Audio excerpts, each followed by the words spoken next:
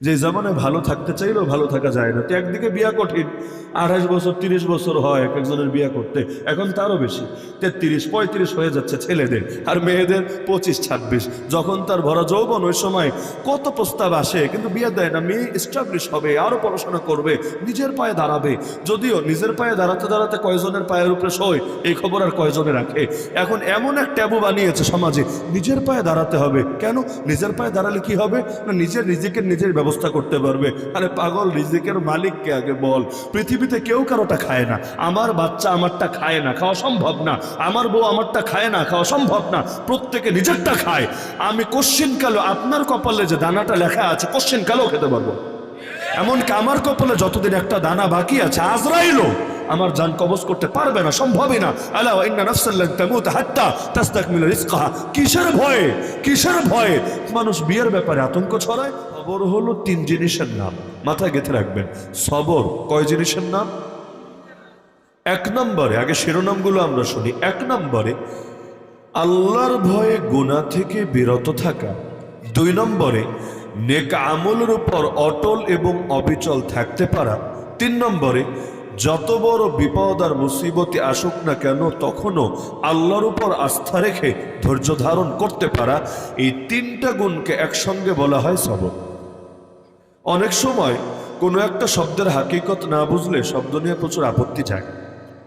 যেমন আজকে জুমা নামাজের পর এক মুরব্বী মানুষ প্রশ্ন করতে এসেছে একটা, তো রুমের মধ্যে এসে জিজ্ঞাসা করছে, এটা স্যার উদাহরণের স্বার্থে বলছি, তো হুজুর আমরা যে নামাজের মধ্যে দরুদে ইব্রাহিমী পড়ি, দরুদে ইব্রাহিমীতে আমরা তো ইব্রাহিম আলাইহিস সালামের জন্য দোয়া করি, তার ফ্যামিলি, তার পরিবার বর্গের জন্য দোয়া করি। আল্লাহুম্মা সাল্লি আলা মুহাম্মদ ওয়া আলা আলি মুহাম্মদ কামা সাল্লাইতা আলা ইব্রাহিম ওয়ালা আলি ইব্রাহিম। এ আল মানি হলো ফ্যামিলি, পরিবার। ওয়ালা আলি ইব্রাহিম ইন্নাকা হামিদুম মাজিদ। খালি একবার বলি তা না, পরের অংশ আছে। আল্লাহুম্মা বারিক আলা মুহাম্মদ ওয়ালা আলি মুহাম্মদ কামা বারাকতা আলা ইব্রাহিম ওয়ালা আলি ইব্রাহিম। হে আল্লাহ, আপনি রহমত বর্ষণ করেন আল্লাহ রাসূল সাল্লাল্লাহু আলাইহি সাল্লামের উপর এবং তার ফ্যামিলির উপর, যেভাবে আপনি রহম বর্ষণ করেছিলেন ইব্রাহিম আলাইহিস সালামের উপর এবং তার পরিবার বর্গের উপর। হে আল্লাহ, আপনি বরকত নাজিল করেন মুহাম্মদ সাল্লাল্লাহু আলাইহি ওয়াসাল্লাম এবং তার আহলে বাইত, তার ফ্যামিলির উপর, যেভাবে আপনি বরকত নাজিল করেছিলেন ইব্রাহিম আলাইহিস সালাম এবং তার ফ্যামিলির উপর। তা আমাকে একটা প্রশ্ন করলো, প্রশ্নটা যৌক্তিকও বটে, যে আমরা জানি ইব্রাহিম আলাইহিস সালামের পিতা একজন অমুসলিম। তা আমরা যখন বলি যে তার ফ্যামিলির উপরও আপনি রহমত বর্ষণ করেছিলেন, বরকত বর্ষণ করেছিলেন, এই দোয়ার মধ্যে, এই কথার মধ্যে তার পিতাও তো শামিল হয়। তো অমুসলিমের জন্য দোয়া করি কিভাবে? অমুসলিমকে আমরা নামাজের মধ্যে হাইলাইট করি কিভাবে? প্রশ্নে যে যুক্তি নাই তা না। এবং প্রশ্ন থেকে আমার কাছে মনে হয়েছে না, তিনি ইসলাম নিয়ে অবশ্যই জানার চেষ্টা করেন, কৌতূহল থেকেই তার প্রশ্নটা এসেছে এবং প্রশ্নটা করে অবশ্যই ভালো করেছেন। কেন? কৌতূহল অন্তরে জমিয়ে রাখা ঠিক না, এগুলো অনেক সময় পরে সংশয় রূপ নেয়। ক্লিয়ার হয়ে গেলে ভালো। আর আল্লাহ জানিয়েছেন কোরআনে, ফাসআলু আহলা যিকরি ইন কুনতুম লা তা'লামুন। যদি তোমাদের জানা না থাকে কোনো বিষয়, কোরআনের ধারক বাহকদেরকে জিজ্ঞাসা করে নিও। আল্লাহরই ফরমান এটা। তা আমি বললাম, হ্যাঁ, বাংলায় পরিবার বলতে আমরা যা বুঝি তা অনুসারে আপনার আপত্তি শতভাগ যৌক্তিক। কেন? কারণ পরিবার বলতে গেলে বাচ্চা বোঝায় না, পরিবারের মধ্যে ব্যাপকতার মধ্যে সবই থাকে। কিন্তু কোরআন এবং সুন্নাহ এই আহলে বাইত বা আল, এই শব্দটা যখন আমরা দেখি তখন সেই অর্থ হয় না যেই অর্থ আমরা বাংলায় পরিবার শুনলে বুঝি। আমি একটা উদাহরণ দিলাম তাকে, আপনি বলেন নূহ আলাইহিস সালামের ঘরে কেনান নামক একটা পুত্র ছিল কিনা? বলল অবশ্যই ছিল। নূহ আলাইহিস সালাম তার ডাইরেক্ট বাপ ছিল কিনা? দাদাও না, পর্দাদাও না, ডাইরেক্ট বাবা। তার বাবা ছিল কিনা? অবশ্যই ছিল। এবার আমি তাকে সূরা হুদের আয়াত তেলাওয়াত করে শোনালাম যে আল্লাহ বলে দিচ্ছে, ইন্নাহু লাইসা মিন আহলিক ইন্নাহু আমালুন গায়রু সালিহ। নিশ্চয়ই কেনান তোমার ফ্যামিলিভুক্ত না। নিজের জন্ম দেওয়া বাচ্চা যদি ফ্যামিলিভুক্ত না হয়, ফ্যামিলিভুক্ত হবে কে? বাচ্চারে বাদ দিয়ে আবার ফ্যামিলি হয় কিভাবে? আর নূহ নবী তো তাকে ত্যায্য করে নাই, যদিও ইসলামে ত্যায্য করার সিস্টেম নেই, ত্যায্য করলেও ত্যায্য হয় না। কারণ আল্লাহ আপনার ঘরে তাকে দিয়েছেন, এখন আপনি সেই বন্ধনকে ছিন্ন করবেনটা কিভাবে? এই ত্যায্য হলো আমাদের সমাজ এগুলো বানিয়েছে। অনেক কিছু আছে সমাজে আছে, ইসলামে ভিত্তি নাই। সমাজে একটা সিস্টেম আছে না, আপনাকে যদি জাজ কোর্ট আপনার ফাঁসির রায় দিয়েছে, হাইকোর্টও বহাল, সুপ্রিম কোর্টও বহাল, তাহলেই ফাঁসি কার্যকর হয় না। আরেকটা স্টেপ বাকি থাকে, সে স্টেপ হলো রাষ্ট্রপতির কাছে প্রাণ ভিক্ষা চাওয়া। এই শব্দটা বলতে আমার বিবেকে বাধে। রাষ্ট্রপতির কাছে প্রাণ ভিক্ষা চাওয়া, মানুষ নাকি মানুষের কাছে প্রাণ ভিক্ষা চাইতে পারে, আবার মানুষ প্রাণ ভিক্ষা দিয়ে দেয়ও বটে। ঠিক আছে, তুই যেহেতু আমার লোক, আমার দলের লোক, ঠিক আছে যা, তোর প্রাণ ভিক্ষা দিয়ে দিলাম, তোরে ফাঁসি দিয়ে হত্যা করা হবে না, তুই আরো বহু বছর বাঁচবি, তবে বাইরে গিয়ে আমার দলের রাজনীতি করিস, অন্য কোনো দলের দিকে নজর টজর না দিস। তাহলে এই যে মানুষের প্রাণ ভিক্ষা দেয়, এই দাবি তো ছিল নমরুদের। কারণ নমরুদের জামানায় কিন্তু ইব্রাহিম আলাইহিস সালামের সঙ্গে তার যে ডিবেট হয়েছে, বিতর্ক হয়েছে, ডিবেট কিন্তু এই পয়েন্ট নিয়েছিল। ইব্রাহিম আলাইহিস সালাম বলেছিলেন, আমার রব তিনি যিনি জীবন দেন, যিনি মরণ দেন। নমরুদ বলেছিল, তাহলে আমি তো তোর রব, কিভাবে? আনা ওয়াহী ওয়া উমীত, আমি জীবন দেই, আমি মরণ দেই। কিভাবে মরণ দিয়েছিল, কিভাবে জীবন দিয়েছিল, ঘটনা সবাই জানেন। জেলের 2 কয়েদি ডাকিয়ে এনে একটাকে মুক্ত করে দিল বিনা বিচারে, আর আরেকটার ব্যাপারে জল্লাদকে ডাকিয়ে এনে বলল, ওরে মৃত্যুদণ্ড দিয়ে দে, আর মাথা দেহ থেকে আলাদা করে দে। এই যে করা হলো, এবার সে বলল, এই দেখ, এইটারে প্রাণ দিলাম, এইটারে জীবন দিলাম, নাউযুবিল্লাহি মিন যালিক। অথচ এটাকে প্রাণ দেওয়াও বলে না, এটারে জীবন দেওয়াও বলে না। কিন্তু এই দাবি নমরুদ নিজের ব্যাপারে করেছিল। একই শব্দ কোন দুঃখে যে বাঙালির পছন্দ হইল আল্লাহ ভালো জানে। দুনিয়ায় এত কিছু থাকতে এইটা কোন যুক্তিতে পছন্দ হলো? আপনার ঘরে আছে বিরিয়ানি, আর আপনি খান গিয়া পচা গন্ধ বের হচ্ছে এমন পান্তা ভাত। হাস্যকর ব্যাপার, ভালো মানের বিরিয়ানি আছে, ঘরে মজুদ আছে, এর মধ্যে এটা বাদ দিয়ে পচে গন্ধ বের হচ্ছে এমন পান্তা ভাত খাচ্ছেন। তো ইসলামে এত সুন্দর সুন্দর জিনিস থাকতে এরকম শব্দগুলোই বাঙালির কে শিখিয়েছে আল্লাহ ভালো জানে। প্রাণ ভিক্ষা চায় কিভাবে আর দেয় কিভাবে, আর মৃত্যুদণ্ড কে মাফ করতে পারে? আরে আপনার কোন আত্মীয়কে কেউ হত্যা করেছে, মনে করেন আপনার পুত্রকে হত্যা করেছে, তাহলে এই পুত্রের দায়িত্বশীল যারা, উত্তরাধিকারী যারা, তারা পারবে, মনে চাইলে তারা পারবে এইটা মাফ করে দিতে। 3টা স্টেপ আছে। হয়তো তারা বলতে পারে জানের বদলে জান চাই, ও আমার আত্মীয়কে মেরেছে, ওরেও মরা দেখতে চাই। দ্বিতীয় দাবি হলো জরিমানা চাই, জরিমানা। মুক্তিপণ যদি দেয় তাহলে মাফ করে দিব। মুক্তিপণ কতটুকু? ইসলাম জানিয়েছে 100টা উট অথবা তার সমপরিমাণ মূল্য। আপনাদের রূপগঞ্জে একটা উটের দাম কত? বলবেন উটি তো নাই, দাম থেকে মনে করেন আছে। মাঝারি সাইজের একটা উটের দাম কত হবে? খুব বড়ও না, আবার একদম মিনি সাইজও না, মাঝারি সাইজ। প্রো ম্যাক্সও দরকার নাই, মিনি ভার্সনও দরকার নাই, মাঝারি কত হবে? আচ্ছা, একেবারে কমায় সময় ধরেন 10 লাখই ধরলাম, বেশি নাই ধরি, 10 লাখই ধরলাম। একটা উটের দাম যদি 10 লাখ হয়, 100টা উটের দাম কত? তাহলে এই পরিমাণ মৃত্যুদণ্ড মওকুফ করার জন্য এই পরিমাণ জরিমানা দিবে কিভাবে? আর কিডনি বেচলে বের হবে এই পরিমাণ জরিমানা। মোহরানাই তো পোলাপান যা লেখে, আর কিডনি 2টা বেচলেও এই মোহরানার টাকা উসুল হবে না, বাকিগুলো তো পরের আলাপ, লিখতে হয় তাই লেখে। তো 100টা উট দেওয়ার সামর্থ্য কার আছে? পুরো বাংলাদেশ তন্ন তন্ন করে খুঁজলে কয়জনের আছে? দিবে কিভাবে? এজন্য ইসলাম একটা সহজ মাধ্যম দিয়েছে। আর দিয়ে তো আলাল আকিলা, এই জরিমানাটা তাকে একাকে দিতে হবে না, তার বংশের লোকেরা দেবে। আপনি বলবেন এটা কেমন হলো? অপরাধ করলো একজন, দায় চাপবে পুরো বংশের উপর। এটা কি জুলুম হচ্ছে না? না, মোটেও জুলুম হচ্ছে না। কেন? এটা জুলুমের পথ বন্ধ হওয়া হচ্ছে। বলবেন কিভাবে? যেই বংশের লোকই হোক, শেখ বংশই হোক আর যেই বংশই হোক, যদি এক এলাকায় যেই কয়জন আছেন এক বংশের, আর আগের জামানায় বংশের লোক মিলেমিশেই থাকতো, মানে আল্লাহ নবীর জামানায় সিস্টেমটা এমনই ছিল, তখন এই আধুনিক নাগরিক ব্যবস্থা গড়ে ওঠে নাই। এক বংশের লোক যেত, এক জায়গায় গিয়ে তাবু টাবু টানিয়ে ব্যাস থাকতে শুরু করতো। এরকম বর্ডারও ছিল না, এইরকম বিজিবি মানে বর্ডার গার্ড, বিএসএফ এই টাইপের কোনো বাহিনীও ছিল না, যেভাবে সুবিধা হয় এভাবে থাকতো। তো এখন পুরো বংশকে জরিমানা দিতে হতো। কেন? কারণ একবার যদি কষ্ট মষ্ট করে পুরো বংশ জরিমানা দেয়, বাকি সারা জীবন কাঠির মতো সোজা হয়ে থাকবে। নিজেরা তো খুনাখুনি করবেই না, যদি এলাকায় পোলাপান ঝগড়াও লাগায়, খুনাখুনি বাদ দেন, ওই পোলাপান মাঝে মাঝে লাগে না? কে লাগে না? নাকি এদিকে লাগে? ওই মাদক নিয়েও লাগে, টাকা পয়সা নিয়েও লাগে, রাজনীতি নিয়ে তো লাগতেই থাকে। যদি লাগে, আরে মুরব্বীরা যারা আছে, এলাকার অন্য যারা আছে, খুনাখুনি হওয়া দূরের কথা, মাইল লাগলে 2টারে কান টাইনা ঠাস ঠোস করে চর মেরে ওদেরকে ঘরে নিয়ে আসবে। কেন? যে বেটা ওই 100 বছর আগে একবার জরিমানা দেওয়া লেগেছিল আমাদের 100টা উট, ওইটা দিয়ে আজকে আমাদের এই অবস্থা, ঋণের চাপে জর্জরিত, পথে বসে বসে অবস্থা। এখন যদি তুই আরেকটা খুনোখুনি করিস আর এটার জন্য আবার 100 উটের দাম দেওয়া লাগে, কি হবে অবস্থা? তো পুরো দল যদি ঠিক হয়ে যায়, বংশ যদি ঠিক হয়ে যায়, এলাকাবাসী যদি ঠিক হয়ে যায়, এলাকায় 2টা 4টা কিছুই করতে পারবে না। যেই যে এলাকায় অন্যায় চলে, এখানে এলাকাবাসীর অবশ্যই গাফলতি আছে। আপনাদের এলাকায় বিয়ে বাড়িতে বক্স বাজায় নাকি বাজায় না? বাজায় না? গান শুনবেন না, না শুনে কই যাবেন? ঘরে বসে তাহাজ্জুদও পড়তে পারবেন না, আপনাকে জোর করে গান শুনে ছাড়বে। আর এমন বিট দেওয়া দিবে, আপনি না কোরআন তেলাওয়াত করতে পারবেন, না মাদ্রাসায় বাচ্চারা পড়াশোনা করতে পারবে। এই যে ফাইজলামি চলে সমাজে, এই বর্তমান বাংলাদেশে, আমি আপনাকে গুনে গুনে অন্তত 10টা গ্রামের নাম এমন বলতে পারবো, বলবো না ক্যামেরার সামনে। কেন না হলে ওই সাংবাদিক গিয়ে আবার এদেরকে পেরেশান করা শুরু করবে। ওদের তো এমনি গায়ে কারেন্ট বেশি, আর এরকম ইস্যু পেলে এগুলো তো হাতছাড়া করবে না। আমি অন্তত গুনে গুনে 10টা গ্রামের নাম বলতে পারবো যেখানে আজও পর্যন্ত বিয়েতে কোনো বাপের বেটা বক্স বাজাবে হিম্মত করতে পারে না। বলবেন কিভাবে? এত আল্লাহর ভয় তাদের দিলে? না না, আল্লাহর ভয় নাই এত, বরঞ্চ বাস্তবতা হলো গ্রামের পঞ্চায়েতের লোকেরা, মুরব্বীরা, ভিলেজ পলিটিক্স কিন্তু কি জিনিস সেটা আপনার শহরের লোকরা টের পাবেন। রাজনীতি আর কি করেছেন আর কি শিখেছেন, ওই ভিলেজ পলিটিক্স দেখলে আপনার মনে হবে আসল রাজনীতি তো বাংলাদেশের গ্রামাঞ্চলে আছে। সুবহানাল্লাহ, ওই রাজনীতি যে কারে বলে, কত প্রকার আর কি কি। আর ওই ভিলেজ পলিটিক্স থেকে যে সমস্ত পলিটিশিয়ান উঠে এসেছে, এদের মনে রক্তের প্রতিটা কণিকায় কণিকায় রাজনীতি খেলা করে, শরীরের মধ্যে রাজনীতি কিলিবিলি করে। তো এখন তারা গ্রামের লোকেরা বসে বসে সিদ্ধান্ত নিয়েছে, যদি কোনো বাড়িতে বক্স বাজায় বিয়েতে, ওদেরকে এক ঘরে করে রাখবো। ওরা এই গ্রামে কারোর সাথে মেলামেশাও করতে পারবে না, সম্পর্কও রাখতে পারবে না, কোনো কেনা বেচাও হবে না। ওইটা একদম লাল কার্ড।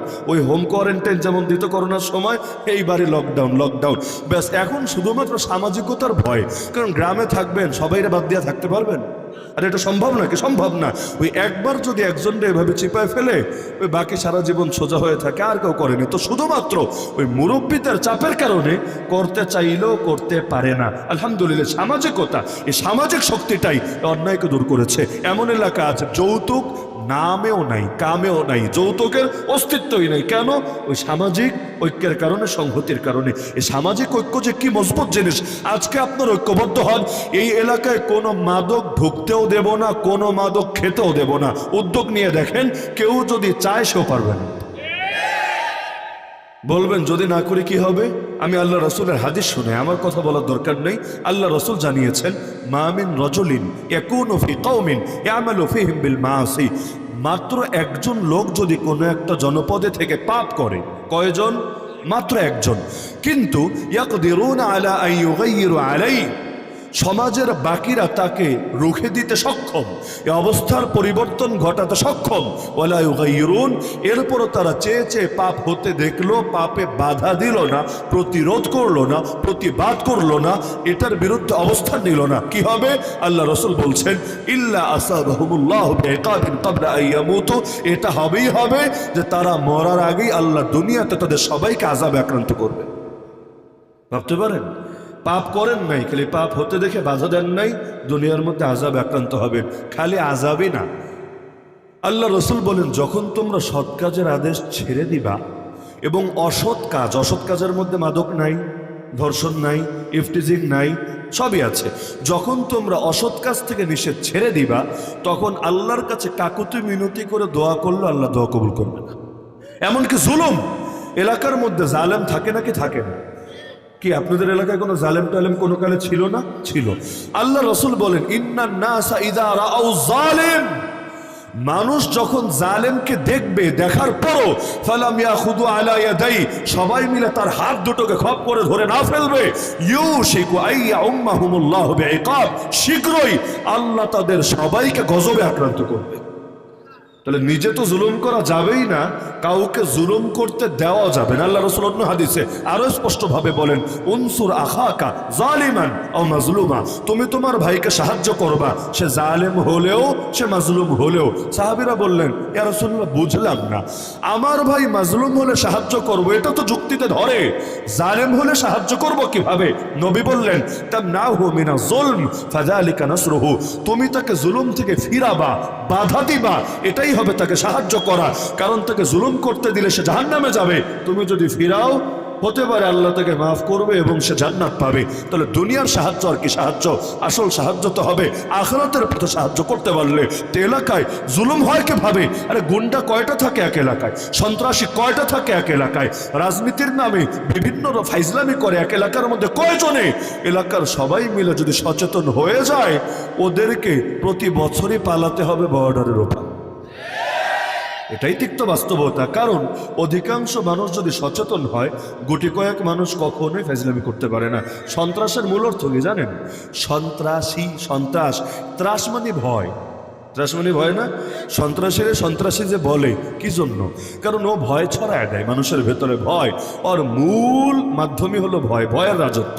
যদি একবার ভয় ভেঙে দিতে পারেন, আমি আন্দোলনের প্রসঙ্গে টানতে চাচ্ছি না, ভয় ভাঙলে যে কি হয় এটা তো আপনারা টের পেয়েছেন। কিচ্ছু লাগে না, খালি ভয়টা ভেঙে দিবেন যে এই জাতিকে গুলি করে থামাতে পারবা না, যতই বুলেট মারো লাভ নাই, যতই জেলে ভরো লাভ নাই, আসছে ফাল্গুনে প্রয়োজনে দ্বিগুণ হব, তবুও থামবো না, থামাথামের কোনো নামগন্ধ নাই। একজন রক্ত দিয়েছে বুক পেতে, হাজারজন নতুন করে বুক পেতে দেবে তোমাদের সামনে, তবুও থামবে না। প্রয়োজনে কল্লা কাটা যাবে তো কল্লা নত হবে না, যতক্ষণ ভেতরে প্রাণ আছে, প্রাণে স্পন্দন আছে, ধমনীতে রক্ত প্রবাহিত আছে, লড়াই, সংগ্রাম, বিপ্লব, আন্দোলন চলবেই চলবে। একবার যদি মানসিকতা জনগণ দেখাতে পারে, দুনিয়ার যে কোনো জালেম ল্যাজ গুটিয়ে পালাতে বাধ্য হবেই হবে।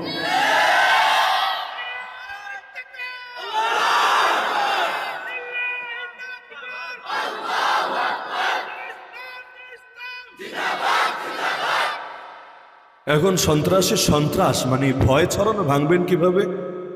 দেখলেই তো আগে সালাম দিবেন, সালাম সাহ, যদি সুন্দর করে দেয় না, একটু অশুদ্ধ উচ্চারণে দেয়।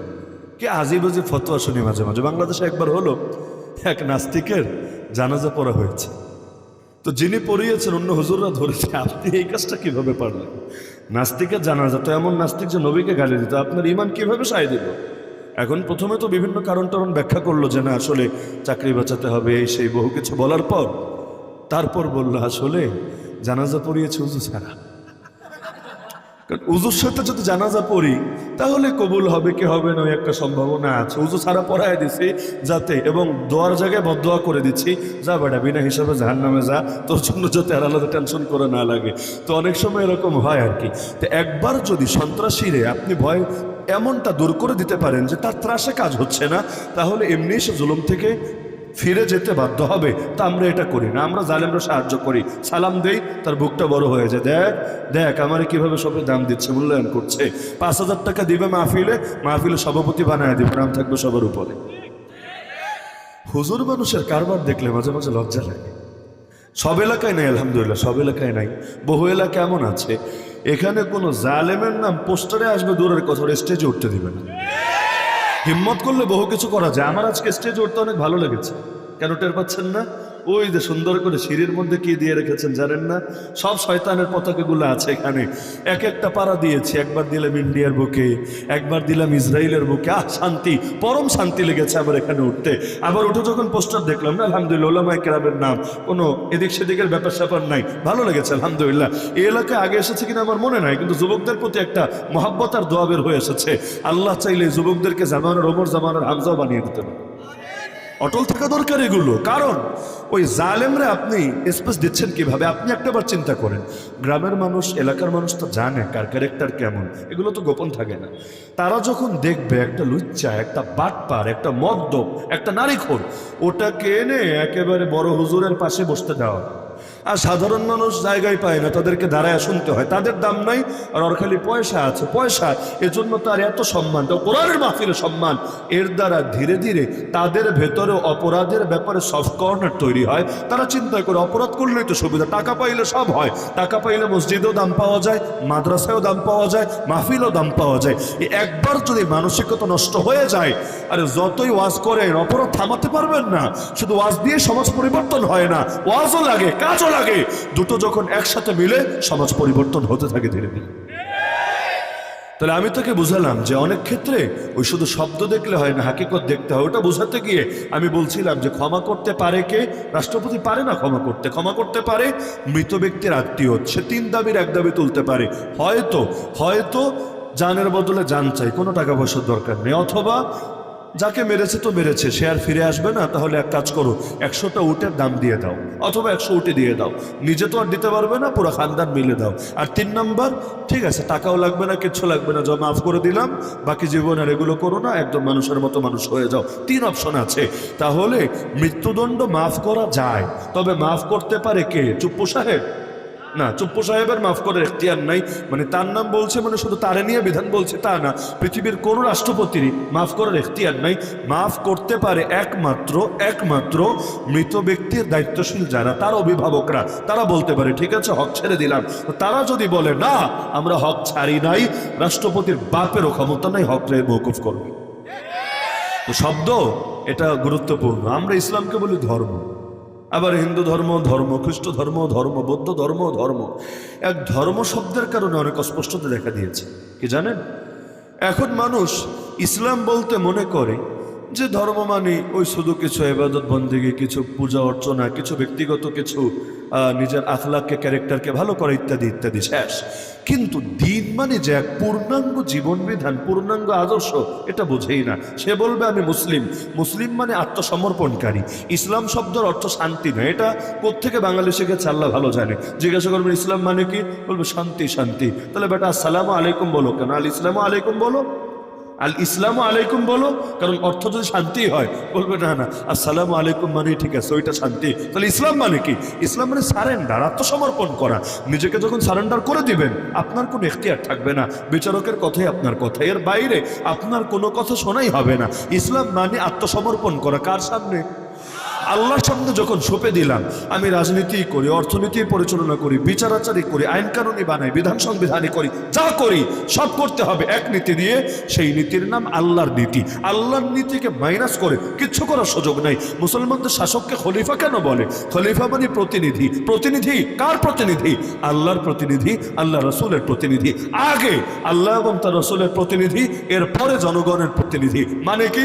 জনগণ চায় মনে করেন পতিতলায় খোলা থাকুক, মদের বার খোলা থাকুক, কনসার্ট হোক, যাত্রা পালা হোক, আরো বিভিন্ন আজেবাজে কাজ হোক। আর আল্লাহ এবং তার রাসূল বলেছেন এগুলোর কোনো সুযোগই নাই, এগুলো নিষিদ্ধ, এগুলো হারাম। মুসলিম শাসকের কাজ আল্লাহ এবং তার রাসূলেরটা বাস্তবায়ন করা, এতে পুরো সমাজ নাখোশ হলে হোক। কিন্তু এটা তো বোঝেই না।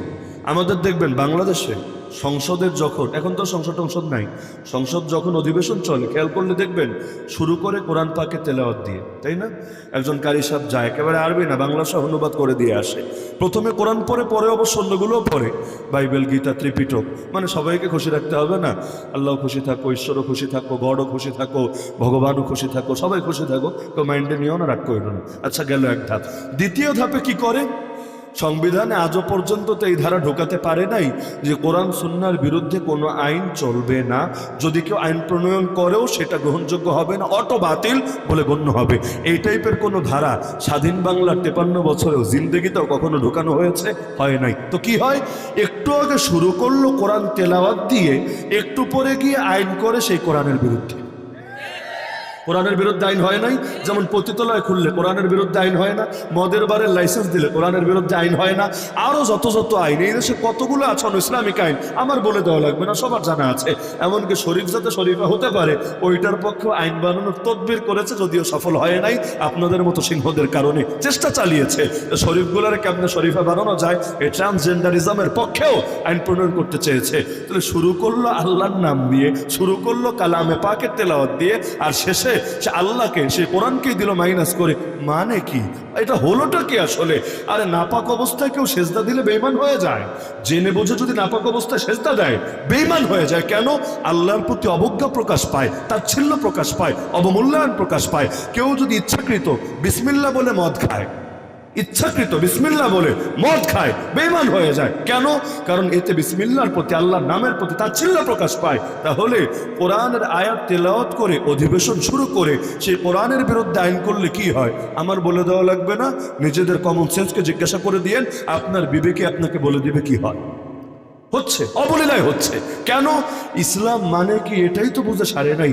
ইসলাম মানে যদি আত্মসমর্পণ হয়, যেই বিচারক আল্লাহর আইনের সামনে আত্মসমর্পণ করতে পারে না, যেই জনপ্রতিনিধি আল্লাহর আইনের সামনে আত্মসমর্পণ করতে পারে না, যে অর্থনীতিবিদ আল্লাহর আইনের আলোকে অর্থনীতির মূলনীতি দিতে পারে না, আরে যেই বিনোদন কর্মী আল্লাহর আইন মেনে বিনোদনের কার্যক্রম পরিচালনা করতে পারে না, যেই সভ্যতা, যেই সংস্কৃতি আল্লাহর উদ্দেশ্যে আত্মসমর্পণ করে গড়ে ওঠে না, ওটা আবার ইসলামে এলাও হয় কিভাবে? মুসলমান সেটার সাথে জড়ায় কিভাবে? এমনকি যেই সংবিধান আজও আমাদের মাথার উপর চেপে আছে, যার পাতায় পাতায় কুফুর আছে, শিরিক আছে, জাহেলিয়াত আছে, ওই সংবিধান একটা মুসলিম দেশের সংবিধান হয় কিভাবে? প্রশ্ন তুলে আবার কেউ বলবে হুজুর আবার জঙ্গি টঙ্গি হচ্ছে নাকি? কি ভয় পাচ্ছেন এগুলা? সংবিধানে নাই সকল ক্ষমতার মালিক জনগণ? কি নাই? যতদিনই এক বাক্য থাকবে, ইসলাম বলতে বলতে মুখে ফেনা তুলে ফেললো ইসলাম আসবে। ইসলামের মানেই হলো, এক নম্বর কথাই হলো আল্লাহকে রব মানতে হবে, সার্বভৌম ক্ষমতার মালিক মানতে হবে, আল্লাহর জন্য নিরঙ্কুশ আনুগত্য, আল্লাহর জন্য সার্বভৌমত্ব, লা ইলাহা ইল্লাল্লাহ। এক আল্লাহ ছাড়া দ্বিতীয় করে ইবাদত করি না, করতে পারি না, দ্বিতীয় করে আনুগত্য করি না, করতে পারি না, দ্বিতীয় করে বিধান মানি না, মানতে পারি না। সূরা মাইদা আল্লাহ নিজে প্রশ্ন ছুড়েছেন, আফা হুকমাল জাহিলিয়াতি ইয়াবগুন। আরে বান্দা কি অনইসলামিক শাসন চায়, বিচার চায়? ওমান আহসানু মিনাল্লাহি হুকমা লিকাওমি ইউকিনুন। বিশ্বাসী সম্প্রদায়ের জন্য আল্লাহর চাইতে উত্তম বিচারক কে হতে পারে? তা আল্লাহর দেওয়া বিচারই যদি সবচাইতে উত্তম হয়, আমাদের উপর গায়রুল্লাহটা চাপিয়ে রেখেছে কোন দুঃখে? কষ্ট পাচ্ছেন নাকি?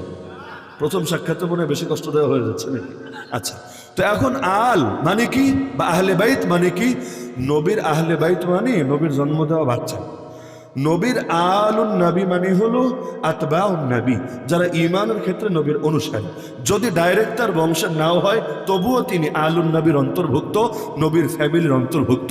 আবার যদি নিজের জন্ম দেওয়া বাচ্চা বেঈমান হয়, ঈমানের ক্ষেত্রে তার পথ ছেড়ে অন্য পথের অনুসারী হয়, তাহলে তাকে আলুন নবী বলা যায় না। তা আমরা ইব্রাহিম আলাইহিস সালামের বাপের জন্য দোয়া করি না, আমরা দোয়া করি ইব্রাহিম আলাইহিস সালামের খানদানের এবং খানদানের বাইরের যারা তার আদর্শ মেনেছেন, আমরা তাদের জন্য দোয়া করি, আমরা তার কাফের বাপের জন্য দোয়া করি না। বাস ক্লিয়ার? তো এখন সবর মানেটা কি মনে আছে তো কথা? সবর মানে কি বুঝে নিলে ব্যাপকভাবে বোঝা যায়। যেমন ধরেন একটা সুদ বুঝাই। সুদ সুদ বলতে কি বুঝেন? যে ঋণ দিবে কিন্তু নেওয়ার সময় একটু বাড়ায় নেবে, এটার নামই তো সুদ। কিন্তু আপনারা যারা ঈদ আসলে, কোরবানি আসলে, বিভিন্ন উৎসব আসলে নতুন টাকা কেনেন, কচকচে নতুন নোট, ওই মতিঝিলে বেচে, গুলিস্তান বেচে, বিভিন্ন জায়গায় বেচে, নতুন নোটগুলো কিনতে চাইলে আপনাদের সবার জানা আছে ওই সমপরিমাণ পুরান টাকা দিলে চলে না একটু বেশি দেওয়া লাগে? এই যে বেশি দিচ্ছেন এটাও যে সুদ হয়, আপনার কি জানা আছে? এটাও কিন্তু সুদ, এটাও সুদ, আপনার জানা আছে? সমপরিমাণ লেনদেন করলেন খেজুর দিয়া খেজুর, এখানেও যদি বেশ কম করেন তাহলে এর মধ্যেও সুদের হুকুম চলে আসবে। তাহলে সুদ বলে কারে? এই উদাহরণ দিলে বহুত যাবে উদাহরণ, কিন্তু সুদ বলে কারে এটাই তো চেনে নাই। আমি বয়ান দিচ্ছি, ভাই সুদ খায়েন না, সুদ খায়েন না, সুদ খায়েন না। কেন? না খাইলে কি হবে? না খাইলে আল্লাহর আযাবে পড়বে না। কেন পড়বে না? যেই দেশের রাষ্ট্রের, যেই রাষ্ট্রের অর্থনীতির মেরুদণ্ড সুদ, জাতীয় পাপ, ওই দেশে ব্যক্তিগতভাবে কেউ যদি সুদ নাও খায়, জাতীয় পাপের কারণে যখন জাতীয় আযাব আসবে, ওই আযাব থেকে সেও বাঁচতে পারবে না। এখন শুধু একটা সাইড নিয়ে আলোচনা হয় আর একটা সাইড নিয়ে আলোচনা হয় না। হুজুর মাদকের বিরুদ্ধে বয়ান দেন, কোন মাদক? কোন মাদক? ব্যক্তিগতভাবে যেটা খায় সেটা, নাকি ওই আইন করে করে মদের বারের নিরাপত্তা দিয়ে দিয়ে নায়ক নায়িকা, গায়ক গায়িকাদের জন্য সরবরাহের ব্যবস্থা রাখে যেটা, সেটা? কারণ দুই মাদকই ক্ষতিকর। লুকায়া লাইসেন্স ছাড়া খাইলেও ক্ষতি, আর প্রকাশ্যে ওই প্রতি রাত্রে যান আপনি নাইট ক্লাবগুলোতে, মদের বারগুলোতে, দেখেন কারা কারা যাচ্ছে। বাংলাদেশের সবচাইতে টপ যারা, এলিট যারা, ওরাই তো গিয়ে গিয়ে মদ খাচ্ছে। তাহলে গরিব মানুষ লুকায়া লুকায়া বাংলা মদ খাইলেই ক্ষতি হয় আর পাপ হয়, আর ওরা গিয়ে ওইখানে সুকটান দিলে সওয়াব হয় এবং খুব উপকার হয়। এইটা আপনাদেরকে শেখালো, এটাও তো বৈষম্য। বললে তো উভয়টার বিপক্ষে বলতে হবে। হুজুর ধর্ষণের বিপক্ষে বয়ান করেন, কোন ধর্ষণ? এলাকার চিপায় চাপায় ধর্ষণ হলো, ওইটাও ধর্ষণ। আর পতিতলায় যা চলে সেটাও ধর্ষণ। বলবেন পতিতলায় ধর্ষণ চলে, কে বললো? কেন? পতিতলায় যারা করে এদের মনে হয় দৈহিক চাহিদার কারণেই তারা সারাদিন শয্যাসঙ্গী হয়। কে বলেছে? কে? এখানে তো বড় একটা অংশই এমন যাদেরকে ইচ্ছার বাইরেই হয়তো কিডন্যাপ করে হোক অথবা ভুলভাল বুঝিয়ে কেউ ঢুকিয়েছে এমন করে হোক, অনেকে আছে যে একবার এসে এমন ভাষা ফেসেছে এখন আর চাইলেও পাচ্ছে না বের হতে। তো এই যে তাদের ইচ্ছার বাইরে গিয়ে তাদের সাথে শারীরিক সম্পর্ক করা হচ্ছে, এটা ধর্ষণ না? বের হতে চাইলেও বের হতে দিচ্ছে না। এরা যদি চায় যে পতিতলায় ছাড়বে, দিবে না। ওখানে ডাইনিরা বসা আছে, ওই ডাইনিরা প্রয়োজনে পিটাবে, শাস্তি দিবে, বাধ্য করবে বিভিন্নভাবে, তবুও যেতে দিবে না। তাহলে এগুলো ধর্ষণের আখড়া না? তো যদি ধর্ষণ বন্ধ করতে চাও, বাংলাদেশের সবগুলো পতিতলায় ভেঙে চূর্ণ বিচূর্ণ করে দাও। একদিকে ওইটাও খোলা রাখবা আর আরেকদিকে এটার বিরুদ্ধেও বলবা। ধর্ষণের রাস্তা বন্ধ করবা না, ধর্ষণের বিরুদ্ধে কথা বলতে বলবা। আরে ধর্ষণ বন্ধ হবে কিভাবে যদি সব জায়গায় ধোমেয়া যৌন সরসুরি চলে? একদিকে পেটে খাবার নাই, ক্ষুধার ক্ষুধা। কেন? দেশে দুর্ভিক্ষ দেখা দিয়েছে, হতে পারে না? যখনই দুর্ভিক্ষ দেখা দেয় চুরি বাড়ে, ডাকাতি বাড়ে। জানেন না? আর চুরি আর ডাকাতি শুধু দুর্ভিক্ষ হলেই বাড়ে তা না, বিভিন্ন কারণেই বাড়তে পারে। যেমন গত 3 মাস ধরে বাংলাদেশে ডাকাতি অনেক বেশি। এদিকেও আশপাশে হয় কিনা জানি না, অনেক রোডে প্রচুর প্রচুর ডাকাতি হয়, ঘর বাড়িতে হয়, গাড়ি থামিয়ে হয়। আর হুজুররা তো আরো বেশি ঝামেলা, এই ওয়াজ মাহফিলের সিজনে রাত্রে রাত্রে ঘোরে। প্রতিদিন খবর পাচ্ছি, প্রায় প্রতিদিন, একদম শীর্ষস্থানীয় আলেম থেকে শুরু করে সাধারণ আলেম। গতকাল খবর পেলাম এই মেইন রোডে একেবারে সেই মেঘনা টোল প্লাজার পরে সোনার গায়ের আগে এক বক্তার গাড়িতে এমন জোরে ইট মেরেছে, ওই ছবি দেখলাম, কাজ চূর্ণ বিচূর্ণ হয়ে গেছে। তো ড্রাইভার ভালো আর থামায় নাই, নিরাপদে পার হয়েছে। এগুলো হচ্ছে এ কারণে না দেশে দুর্ভিক্ষ দেখা দিয়েছে, বরং এ কারণে আগে অনেকে 2 নম্বর তরিকায় কামাতো আর কি, ওই তরিকা তো বন্ধ হয়েছে, লাইন বন্ধ হয়ে গেছে, কিন্তু খাসলত তো আর চেঞ্জ হয় নাই, খাসলত তো ঢুকে আছে। তা আগে কামাই তো এক তরিকা, ওইটা পায় না, এখন রাতের বেলা আসল তরিকাই বের হয়েছে। এরকম বিভিন্ন ব্যাপার স্যাপার থাকে। কিন্তু এমনি স্বাভাবিকভাবে দুর্ভিক্ষ দেখা দিলে পেটে যখন ক্ষুধা বাড়ে, বাংলায় বলে অভাবে স্বভাব নষ্ট হয়, এটা বাস্তবতা, তখন চুরি বাড়ে, ডাকাতি বাড়ে। তো এখন আপনি চিন্তা করেন, পেটের ক্ষুধাও ক্ষুধা, যৌন ক্ষুধাও ক্ষুধা, অবশ্যই ক্ষুধা, অস্বীকার করার কিছু নাই। আমাদের সমাজে একটা ঝামেলা হলো, ট্যাবু মনে করে করে অনেক বিষয়ের আলোচনাই একেবারে নাই করে দেওয়া হয়েছে, এগুলোর আলোচনা নাই। পর্নোগ্রাফি নিয়ে সচেতনতা এত বেশি দরকার, এত বেশি দরকার। আমি মনে করি এই যুগে যত ওয়াজ চলে, সব ওয়াজের চাইতে পর্নোগ্রাফি নিয়ে বয়ান বেশি হবে। প্রতিটা স্কুলে স্কুলে, কলেজে কলেজে, ভার্সিটিতে ভার্সিটিতে, পাড়ায় পাড়ায়, মহল্লায় মহল্লায়, বাজারে বাজারে ক্যাম্পেইন হওয়া দরকার, ক্যাম্পেইন। একেবারে প্রতিটা যুবক যুবতী যদি সচেতন হয়, হয় না, এগুলো হয় না কেন? লজ্জা, ট্যাবু, অথচ ক্ষতি কিন্তু ঠিকই হচ্ছে। আমি গ্যারান্টি দিয়ে বলবো, মাদক এই দেশের যতটা ক্ষতি করেছে, ইয়াবা, এই ফেন্সিডিল, এই গাঁজা এই দেশের যতটা ক্ষতি করেছে, এই পর্নোগ্রাফির নেশা তার চাইতে 1000 গুণ বেশি ক্ষতি করেছে। এইটাও নেশা, আমি বুঝে শুনে বলছি, এইটাও নেশা, বিজ্ঞানীরাও এটাই বলে, এইটাও নেশা। এবং এই নেশা ওই নেশার চাইতে বড় মারাত্মক, বড় জঘন্য। সমাজে পর্নোগ্রাফি থাকবে আর ওই সমাজে ধর্ষণ হবে না। কোনো বাপের বেটা পারবে না ধর্ষণ বন্ধ করতে। এতে পুলিশ যত বাড়াক, ওয়াজ মাহফিল যদি এই বছর 1 লাখ হয়, আগামী বছর 10 লাখ করুক, তাও বন্ধ হবে না। কেন জানেন? আপনি সারাদিন তারে রাস্তা দেখাবেন, কিন্তু কাজ হবে না, এটা সম্ভব না। এই বাংলাদেশে অনেক খুনোখুনি হয় কিভাবে জানেন? পরবর্তীতে পত্রপত্রিকায় লেখে, অমুক সিনেমা দেখে শিখেছে, অমুক থ্রিলার দেখে শিখেছে, অমুক টিভি সিরিজ দেখে শিখিয়েছে। তো দেখার সুযোগ করে দিলে কিসের জন্য? দেখবে আর এটা তার ভেতরে আসবে না, এটা হয় না। সিনেমা দেখে মানুষ কাঁদে কেন? উপন্যাস পড়ে মানুষ হাসে কেন? এই যে গল্প উপন্যাস পড়ে যে প্রতিক্রিয়া আসে, আসে কেন? তার মানে মানুষের নেচারটাই এমন, সে যখন কিছু পড়ে, কিছু দেখে, কিছু শোনে, নিজেকে ওই জায়গায় কল্পনা করে। না হলে ও জানে এটা ভুয়া, আসলে এই বেড়া মরে নাই, ও মরার অভিনয় করেছে, ও কাঁদে, কি পানি তার চোখে, কেন এত তোর মন খারাপের কি আছে? ও জানে ভুয়া, কিন্তু পানি ইচ্ছা করে আনা লাগে না, অটো চলে আসে। দোয়ায় হাত তুললে পানি আসে না, কিন্তু কাউরে মরতে দেখা, সিনেমার মধ্যে মরতে দেখা, হায় রে হাউমাউ করে কান্না, কি এক আজীব অবস্থা। তাহলে এই যে দেখা যায় মানুষের মেন্টালিটির মধ্যে এটা ঢোকে। তো একদিকে যৌন ক্ষুধা, কিসের জন্য? বিয়েকে সমাজে কঠিন বানিয়ে ফেলেছে। এত কঠিন বানিয়েছে, ওই দিনকে দিন ওই কাফের মুশরিকদের দেশের মতো হচ্ছে, যে মানুষ বিয়ে করার আগ্রহই হারিয়ে ফেলবে এভাবে চলতে থাকে। দরকার নেই তো। কেন? কারণ ওই যে অনেক দেশে, ওই জাপান টাপানে এসে এত অফার দেয়। জাপানে দেখলাম আজকে পত্রিকায় নিউজ করেছে, দিন মানে ওই যে আমাদের দেশে 5 দিন সরকারি চাকরি করে না, 2 দিন ছুটি থাকে, শুক্র শনি। ওরা চাচ্ছে এটা 4 দিনে নামায় আনবে, মানে 4 দিন ডিউটি করবে, 3 দিন ছুটি কাটাবে। কেন? দেশে বাচ্চা কাচ্চা বেশি হচ্ছে না, মানুষ আগ্রহ হারিয়ে ফেলেছে, বিয়ে শাদিও বেশি করে না, বাচ্চা তো নেই না, এগুলো ঝামেলা মনে করে। আর কাম যেটা করা দরকার ওইটা বিয়ে করলেও চলে, বিয়ে ছাড়াও চলে, ধুমায় চলতে থাকে ওদের। এমনকি দেখা যায় বিয়ে করলে এমন বয়সে করে, আরে বড় বড় স্টার, কিন্তু তার বাচ্চা তার বিয়াতে মেহমানদেরকে রিসিভ করছে, বাচ্চা মেহমানদেরকে রিসিভ করছে। তো বাচ্চা জন্ম নিল কেমনে? এই কিয়ামতের একটা আলামতি হলো হারামজাদা বেড়ে যাবে, জারজ বেড়ে যাবে, বাড়ছে, সমাজ অবলীলায় বাড়ছে। তারা বিয়েকে একদম মানে কোনো প্রয়োজনই নেই, শুধু শুধু একটা ঝামেলা। কারণ যা করার এমনি করতে পারছে, একসাথে থাকা বলেন, একসাথে চলা বলেন, কেউ এটাকে কোনো দোষও দিবে না, কিচ্ছু হবে না। তো বাংলাদেশকেও দিনকে দিন ওদিকে নিতে চাচ্ছে এক শ্রেণী, চাচ্ছে না? চাচ্ছে। যদি এভাবে সফল হয়, পুরো পরিবার ব্যবস্থা ভেঙে যাবে, সমাজ ব্যবস্থা ভেঙে যাবে, মানুষ সব কিছুতে আগ্রহ হারিয়ে ফেলবে, ডিপ্রেশন আরো বাড়বে।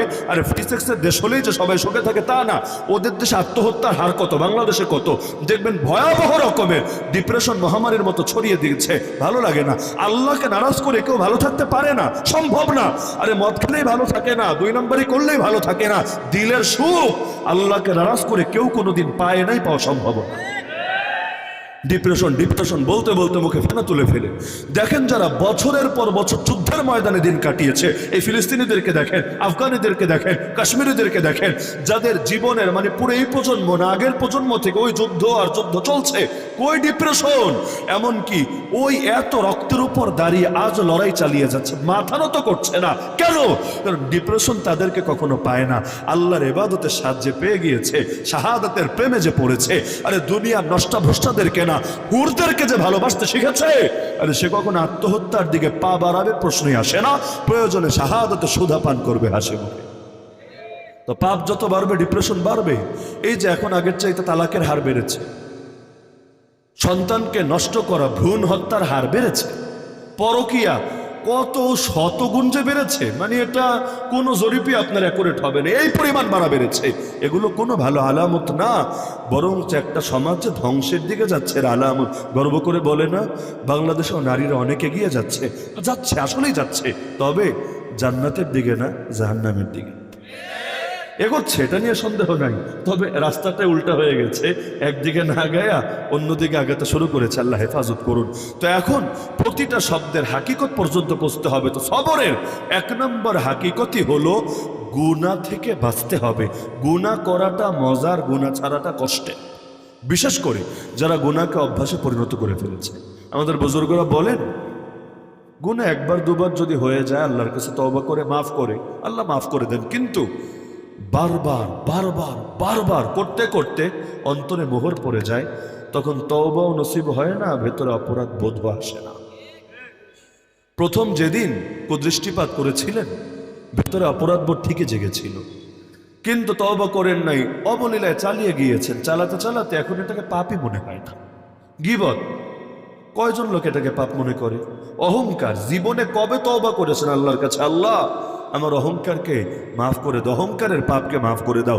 হয়তো জীবনে একবারও এভাবে তওবা করেননি আল্লাহর কাছে। মানে অহংকার যে একটা পাপ, ওই পাপও যে আপনার দ্বারা হয় খবরই নাই, খবরই নাই। এই পাপ বোধগুলো আমাদের ধীরে ধীরে মরে যাচ্ছে, আর সমস্ত আছেই মারার জন্য। ওই যে এই প্রসঙ্গে বলছিলাম না যে পেটের ক্ষুধা লাগলে খাবার যদি না দেয় মানুষ এক পর্যায়ে চুরি ডাকাতি করতে বাধ্য হয়। আর যদি এমন হয় যে খাবার তো দেয় না, সামনে এসে খালি দেখায়, এই দেখ চাইনিজ, এই দেখ বার্গার, এই দেখ গ্রিল, এই দেখ কাচ্চি, এই দেখ এটা, এই দেখ সেটা, কয়বার সে নিজেরা সামলাবে? একবার দুবার তিনবার, কাছে গেলে আর দেয় না, আবার নিয়ে আনায়। পরে মেজাজ এমন গরম হবে, পেটে খাবার নেই 3 দিন ধরে, বাস্তবে এমন গরম হওয়া হবে, ওরে মায়েরা ঠ্যাংঠং ভাঙ্গিয়ার পর নিয়ে খাবে। তেমন এক সমাজে থাকেন, হাঁটতে গেলেও যৌন সুরসুরি, বসতে গেলেও যৌন সুরসুরি, টেলিভিশন খুললেও যৌন সুরসুরি, পত্রিকা খুললেও যৌন সুরসুরি, ফেসবুকে ঢুকলেও যৌন সুরসুরি, ইউটিউবে ঢুকলেও যৌন সুরসুরি। যাবেন না কই? এমনকি নজর হেফাজত করবেনটা কেমন? যত বয়ান দেই নজরকে হেফাজত করবেন কিভাবে? আসমানের দিকে তাকাইয়া হাঁটবেন না মাটির নিচের দিকে তাকাইয়া হাঁটবেন? আসমানের দিকে তাকাইয়া হাঁটলে হঠাৎ গর্তে পড়ে হাত পা ভাঙবে, মাটির দিকে তাকাইয়া হাঁটলে কখন কোন গাড়ি এসে মারবে টেরো পাবেন না আপনি। আর সামনেই তাকান, ডাইনেই তাকান, বামেই তাকান, পেছনেই তাকান, শান্তি পাবেন না। এমনকি উপরে আর নিচে এইটাও বলার জন্য বলে, এই যুগে এইটা তো শান্তি পাবেন না। উপরে তাকালেও দেখবেন ওই ছাদের উপরে দেখা যায়। নজরটা হেফাজত করবেন কিভাবে? করা তো এমন এক অসম্ভব হয়ে গিয়েছে যে জামানে ভালো থাকতে চাইলেও ভালো থাকা যায় না। তো একদিকে বিয়া কঠিন, 28 বছর 30 বছর হয় এক একজনের বিয়া করতে, এখন তারও বেশি, 33 35 হয়ে যাচ্ছে ছেলেদের, আর মেয়েদের 25 26। যখন তার ভরা যৌবন, ওই সময় কত প্রস্তাব আসে, কিন্তু বিয়ে দেয় না। মেয়ে এস্টাবলিশ হবে, আরো পড়াশোনা করবে, নিজের পায়ে দাঁড়াবে। যদিও নিজের পায়ে দাঁড়াতে দাঁড়াতে কয়জনের পায়ের উপরে শোয় এই খবর আর কয়জনে রাখে। এখন এমন এক ট্যাবু বানিয়েছে সমাজে, নিজের পায়ে দাঁড়াতে হবে। কেন? নিজের পায়ে দাঁড়ালে কি হবে না, নিজের রিজিকের নিজের ব্যবস্থা করতে পারবে। আরে পাগল, রিজিকের মালিককে আগে বল। পৃথিবীতে কেউ কারোটা খায় না। আমার বাচ্চা আমারটা খায় না, খাওয়া সম্ভব না। আমার বউ আমারটা খায় না, খাওয়া সম্ভব না। প্রত্যেকে নিজেরটা খায়। আমি কোশ্চিন কালো আপনার কপালে যে দানাটা লেখা আছে কোশ্চিন কালো খেতে পারবো। এমনকি আমার কপালে যতদিন একটা দানা বাকি আছে, আজরাইলও আমার জান কবজ করতে পারবে না, সম্ভবই না। আলা ওয়া ইন্না নাফসান লান তামুত হাত্তা তাস্তাকমিল রিজকাহা। কিসের ভয়ে, কিসের ভয়ে মানুষ বিয়ের ব্যাপারে আতঙ্ক ছড়ায়? বিয়ে করলে কি খাবে? তাহলে কোরআনের আয়াত কি মিথ্যা? ইয়াকুনু ফুকারা ইউগনিহুমুল্লাহু মিন ফাদলি। বিয়ে দিয়ে দিবা, তাহলে কি হবে? যদি তারা দরিদ্র হয় আল্লাহ নিজ দয়ায় তাদেরকে সচ্ছল বানিয়ে দেবে। আল্লাহ রসুল যখন সৈয়দুনা আলী রাদিয়াল্লাহু আনহুর কাছে নিজের কলিজার টুকরাকে তুলে দেন, কি ছিল সৈয়দুনা আলীর? কি ছিল? কোন প্রতিষ্ঠানে জব করতেন তিনি? কোন বিজনেসম্যানটা ছিলেন? নাকি বড় পলিটিশিয়ান ছিলেন? কি ছিলেন তিনি? কিসের ভিত্তিতে মেয়ে তুলে দিলেন? এক নম্বর ভিত্তির নাম, একমাত্র ভিত্তির নাম দিনদারি। দিনদারি দেখে তুলে দিয়েছেন। হাদিসে রাসূল বলছেন, তোমাদের কাছে যদি এমন কেউ বিয়ের প্রস্তাব নিয়ে আসে যার দিনদারিত্ব সন্তুষ্ট, চরিত্র সন্তুষ্ট, অবশ্যই তার সঙ্গে বিয়ে দিবা। না হলে কি হবে? পৃথিবীতে ফিতনা ছড়াবে, ব্যাপক নৈরাজ্য ছড়াবে। আজকের বাংলাদেশে ছড়িয়ে গিয়েছে, ইযা খাতাবা ইলাইকুম মান তারদাউনা দীনাহু ওয়া খুলুকা ফাযাওয়িজু ইল্লাম তাফআলুহু তাকুন ফিতনাতুন ফিল আরদি ওয়া ফাসাদুন আরিজ। এমনকি যাদেরকে আমরা দিনদার বলি, দিনদার মনে করি, এরা অধিকাংশ বিয়েতে দিনদার না। বিয়া দেখলে খাঁটি দিনদার চিনবেন, খাঁটি দিনদার অধিকাংশ মানুষ। এমনকি কোনো হুজুর টাইপের লোক এমন দেখবেন যে সব সময় মসজিদে আগে আগে আসে, তাহাজ্জুদও পড়ে, বিয়েতে দিনদারি রাখতে পারে না। একদিকে অপসংস্কৃতি যেটা করে ওইটা বাদই দেন, সারা জীবন বলবে আল্লাহ খাওয়া, আল্লাহ পরে, সব আল্লাহর থেকে হয়। আর বিয়ার সময় আল্লাহর উপরে ভরসা রেখে বিয়ে দিতে পারবেন। ছেলেরও ঝামেলা, মেয়েরও ঝামেলা। মেয়ে হলে খুঁজবে যে দিনদার হলে তো অবশ্যই ভালো, তো দিনদার বিল গেটস হলে, দিনদার ইলন মাস্ক হলে আরেকটু বেশি ভালো। মানে দিনদার ঠিক আছে, তবে ওই ফকিন্নি মার্কা দিনদার দিয়ে কি হবে? দিনদার মার্ক জাকারবার্গ এরকম কাউরে পাইলে আর কাছে বিয়ে দিবে। এখন ছেলে যদি 10 বছরে একবার দেশে আসে সমস্যা নাই। এই প্রবাসীদের কাছে এমন বিয়ে হচ্ছে না যে সে জানে ফ্যামিলি জীবনেও নিবে না, নিজেও ঠিকমতো এসে তার হক আদায় করবে না। তো তোমার মাইয়া কি রোবট নাকি ব্লুটুথে হক আদায় করবে বিদেশ থেকে? মানে করবেটা কিভাবে? তাহলে এইটা তো আরো বড় ফেতনা। অবিবাহিত যতদিন ছিল একভাবে কন্ট্রোল ছিল, সেলফ কন্ট্রোল হয়ে গিয়েছে, কিন্তু একবার তুমি তারে পথ চিনাবা, অভ্যাসটা অন্যদিকে মোড় দিবা, এরপর তারে আবার তুমি এমনি ফেলে রাখবা। আরে এটা তো অস্বাভাবিক ব্যাপার। মানুষ চিল্লা নিয়ে পর্যন্ত প্রশ্ন তোলে যে 3 চিল্লা দিবা, 3 চিল্লা দিলে তোমার বউকে হক আদায় করবে। মাদ্রাসায় পড়লে সাল দিবা, তোমার বউকে হক আদায় করবে। এজন্য মুরব্বীরা হক আদায় সিস্টেমও রেখে দিয়েছে যে চিল্লা শেষে একটু শ্বশুর বাড়ি ঘুরে আসো। নিজের বাড়ি যাওয়ার আবার অনুমতি নেই, না হলে মাঝে মাঝে মাথায় ভোট ঢোকে। শ্বশুর বাড়ি যাও, 2-4 দিন একটু কাটায় আসো। মুরব্বীরা পাঠায় দেয়, কেন? স্ত্রীর হক আদায়ের দরকার আছে। কারণ স্ত্রীরা শুধু খাবার দিলে হবে না, তার চরিত্রকে হেফাজত করতে হবে। তো এই যে মেয়েগুলোর তুলে দিচ্ছে, আবার কখনো 60 বছরের বুড়া, 80 বছরের বুড়া, এবং এমন বুড়া যার ব্যাপারে আশাও নেই। কিছু তো মাশাআল্লাহ বয়স হলেও স্ট্রং থাকে, এই টাইপের কোনো ব্যাপার স্যাপার না, খালি পয়সা আছে, পয়সা। এখন পয়সার উপরে ঘুমাবে, পয়সা খাবে, পয়সা পড়বে, ব্যাস এইটাই। এইরকম কাজ হচ্ছে নাকি হচ্ছে না? ছেলের ক্ষেত্রে পয়সা দেখবে, আর মেয়ের ক্ষেত্রে দেখবে না। দিনদার তো অবশ্যই দরকার আছে, তবে দিনদার বিশ্ব সুন্দরী হলে ভালো হয়।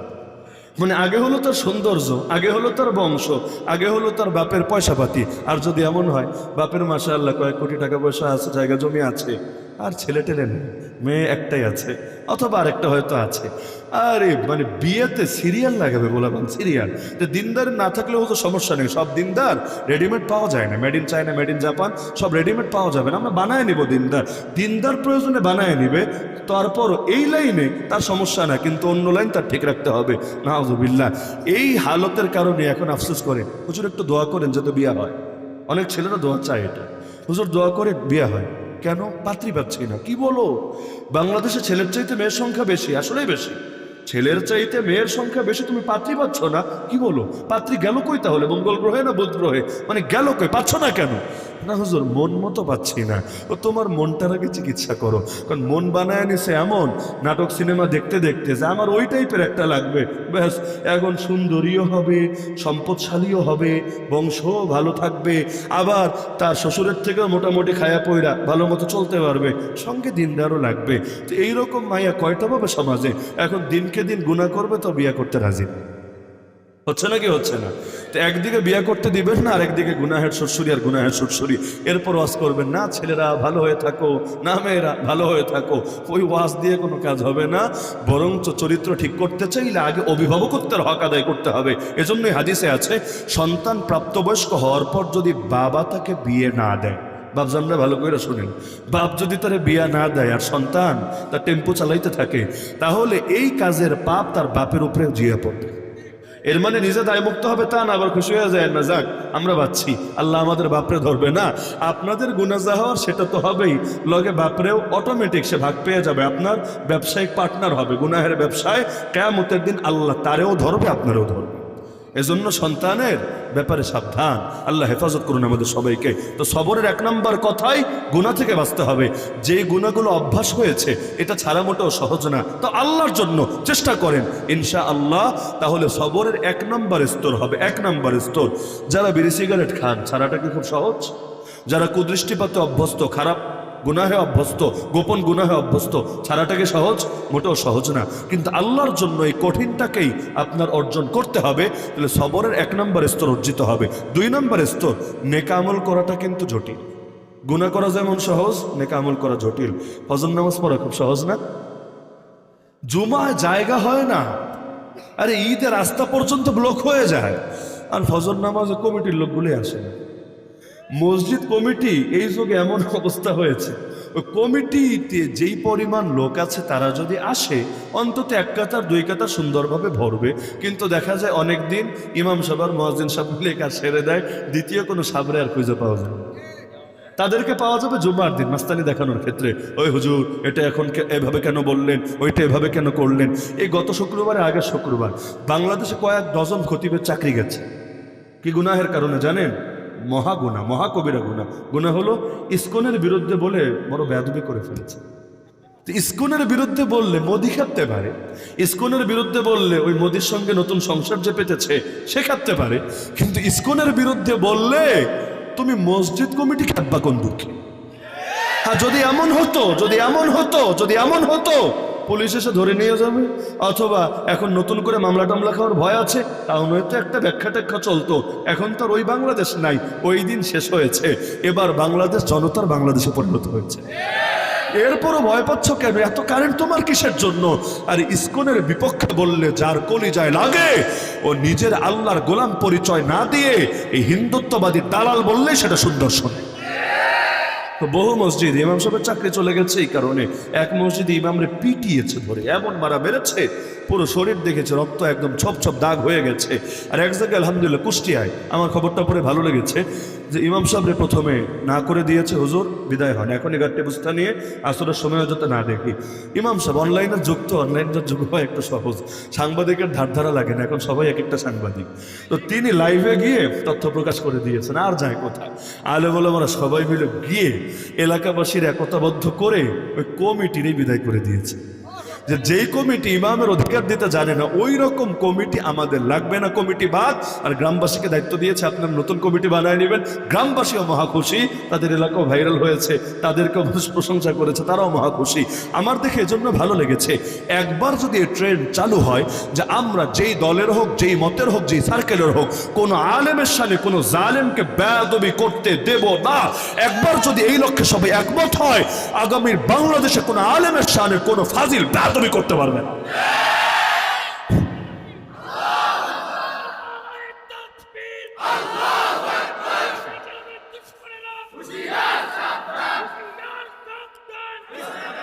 আপনার বাবাকে নিয়ে, আপনার মাকে নিয়ে কেউ বললো তো আপনি সহ্য করেন না? বাংলাদেশে যেই যেই মাহফিল স্টেজের উপর বক্তার সামনে বেয়াদবি হয়, ওই এলাকার লোকরা কি খায়, ওদের রক্তটা কেমন দেখা দরকার। কেন? কারণ এই হাজার হাজার মানুষ থাকতে একজন আলেমের সাথে বেয়াদবি করা অবলীলায় বাকিদের মুসলমান নিজেরা বলে কোন মুখে? ওদের তো হিজাব নিকাব পরে রাস্তায় চলা দরকার, এইরকম কাপুরুষরা নিজেদেরকে পুরুষ দাবি করে কোন মুখ? সবাই যদি সচেতন হয়, কেউ পারবে না বাংলাদেশে আলেম ওলামার সাথে বেয়াদবি করতে।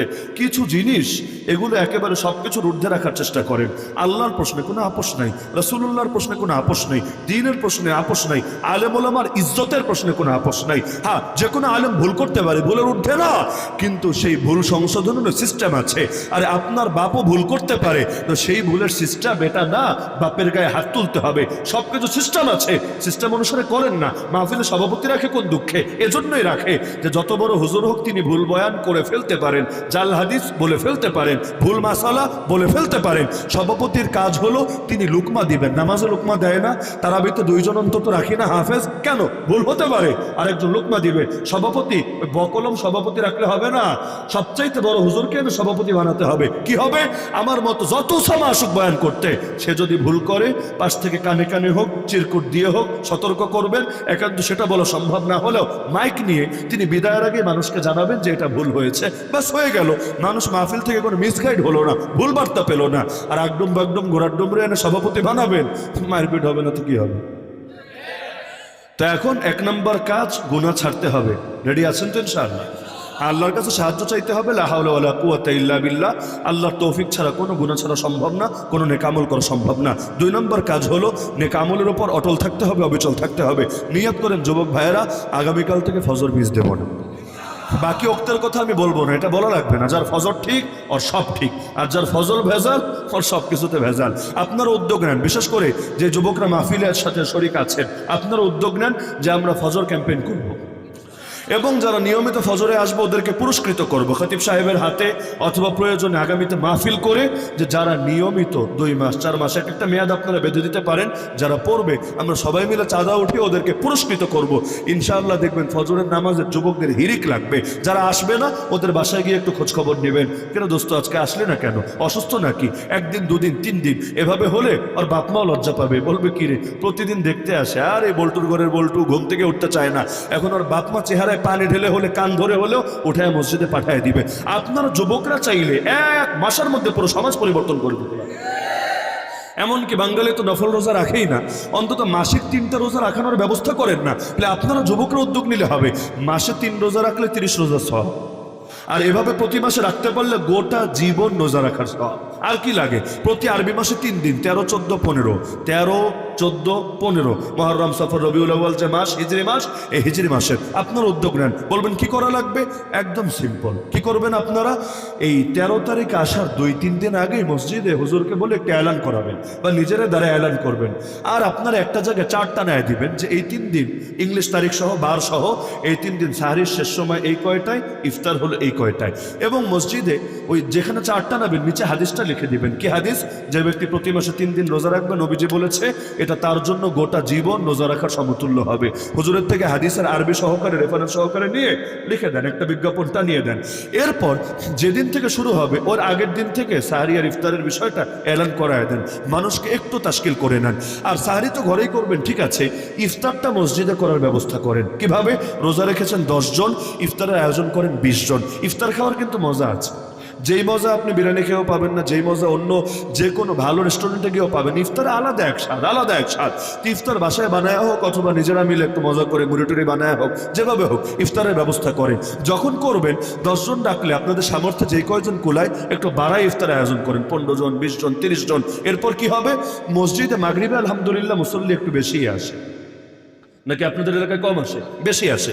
টার্গেট করবেন, টার্গেট করে করে যে কারে আপনি স্বীকার করবেন, এটা টার্গেট করে করে একটারে ধরে আনবেন, দোস্ত একটু বস ইফতার খা, চাচা একটু আসেন না একটু ইফতার খান। একটু সংকোচ করবে, বেটা আমি তো রোজা রাখি না, আমি ইফতার করবো। আপনি বলবেন রোজা না রাখলে ইফতার করা যাবে না, এমন কোনো কথা আছে নাকি? ইফতার তো খাবার, আপনিও খান আমরাও খাই, একসাথে খাওয়ার মজাই আলাদা। এভাবে বসতে না চাইলে টেনে টুনে এনে বসাবেন। ইফতার খাবারে তো বরকত আছে, মজাও আছে, খেলো, সমস্যার কিচ্ছু তো নাই। এভাবে 1 দিন 2 দিন 3 দিন, মাসেই তো 3 দিন।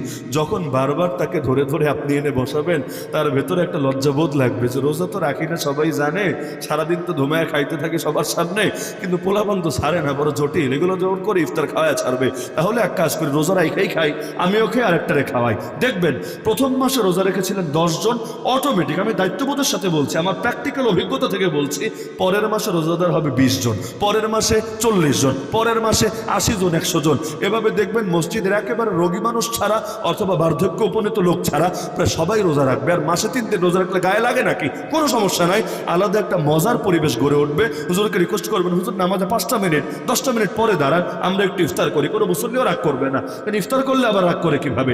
এই যে একটা পরিবেশ গড়ে উঠবে, আপনি কবরে চলে গেলেও যতদিনই আমল চলবে সওয়াব পেতে থাকবে। আমি একটা শুধু উদাহরণ দিলাম যে যুবকরা চাইলে কিভাবে সমাজ পরিবর্তন করতে পারে। কাজ করতে চাইলে করার বহু সুযোগ আছে, চাই না তো এজন্য হয় না। তো চেষ্টা করেন যে সমাজকে পরিবর্তন করতে হবে। তো নেক আমল চলবে, গুনাহ থেকে বাঁচতে হবে, আর বিপদ আসলে আল্লাহর উপর আস্থা রেখে ভরসা করতে হবে, নিজেকে কন্ট্রোল করতে হবে। ইন্না লিল্লাহি ওয়া ইন্না ইলাইহি রাজিউন। চোখ থেকে পানি ঝরতে পারে, তো মুখ থেকে এমন কথা বের হবে না যাতে আল্লাহ নারাজ হতে পারে, দিলে কষ্ট লাগতে পারে, সমস্যার কিচ্ছু নাই, কিন্তু মুখটার নিয়ন্ত্রণ করতে হবে। এই যে এমন এমন কথা বলে, আল্লাহ কে আর কাউরে পাইলো না, আবার করলে খালি করলো, বলে না গ্রামে, প্রচুর প্রচুর মানে কি আল্লাহ ভুল করেছে, না আল্লাহ অত্যাচার করেছে, মানে কি? এক কথা বললে বেঈমান হবে। আন্দোলন শেষ, মোরা বিধাতার মতো নির্ভয়। বিভিন্ন জায়গায় লিখেছে মোরা বিধাতার মতো নির্ভয়, মানে কি? তুমি আল্লাহর মতো, আল্লাহর মতো তুমি, নাউযুবিল্লাহি মিন যালিক। এমনকি আমার দেশ মাতৃভূমি স্বর্গের চাইতো আপন। তো ঠিক আছে, আর জীবনে জান্নাতে দোয়া করিস না ফাজিল, তুই থাক এই দুনিয়ায় থাক, মরার পর ফেরাউনের মতো তোর লাশটাও থাক এখানে, তোর জান্নাতে যাওয়ার দরকার নেই। নাহলে এটার অর্থ কি? মাতৃভূমি স্বর্গের চাইতো আপন, মানে কিসের সাথে কিসের তুলনা চলে? তুলনা দিতে তো একটু কমন সেন্স থাকার দরকার আছে, না হলে এটার সাথে ওইটা মেলে কিভাবে? অদ্ভুত ব্যাপার। এজন্য মুসিবতে পড়লে কথা বলতে সাবধানে বলতে হবে, এমন কিছু বলা যাবে না যাতে আল্লাহ নারাজ হতে পারে। আল্লাহ আমাদের এই তিন প্রকারের সবর হাসিলের তৌফিক দান করুন। এই সবর যে করবে, ইন্নাল্লাহ মা'আস সাবিরিন, আল্লাহ সদা সর্বদা তার সাথে থাকবে। আর যার সাথে আল্লাহ থাকে পৃথিবীতে কেউ পারবে না তারা দমায় রাখতে। আল্লাহ আমাদের সবাইকে তৌফিক দান করুন, মাদ্রাসাকে কবুল করুন। যে সমস্ত ছাত্রীরা তাদের পিতাদেরকে আজকে সম্মানের পাগড়ি পরিয়ে দেওয়া হবে, আল্লাহ তাআলা এই ছাত্রীদেরকে হাক্কানি রাব্বানি হাফেজা আলেমা মুবাল্লিগা মুজাহিদা হিসেবে কবুল করুন। এই মাদ্রাসাকে কিয়ামত পর্যন্ত কায়েম এবং দায়েম রাখুন। ওয়া আখিরু দাওয়ানা আলহামদুলিল্লাহি রাব্বিল আলামিন।